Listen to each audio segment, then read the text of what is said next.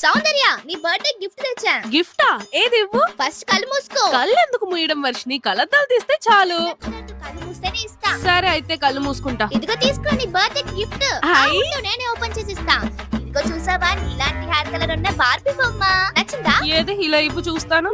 నేను ఈ బొమ్మతో చిన్నప్పుడు కూడా ఆడుకున్నది లేదు. దానికి డ్రెస్ మార్చి హెయిర్ స్టైల్ చేసి ఆడుకో సౌందర్య. ఇచ్చావులే పెద్ద గిఫ్ట్. సౌందర్య ఇప్పుడు ఎందుకు అలా ఉన్నావు? మాట్లాడుకో. సరే అయితే ఇప్పుడు నీకు గిఫ్టే కదా కావాలి. అవును మంచి గిఫ్టే కావాలి. ఇదిగో తీసుకో నీ బర్త్డే గిఫ్ట్. ఏది చూపించు. ఆపిల్ వాచ్ ప్రాంక్ చేస్తున్నావా? అలా ఏం లేదులే.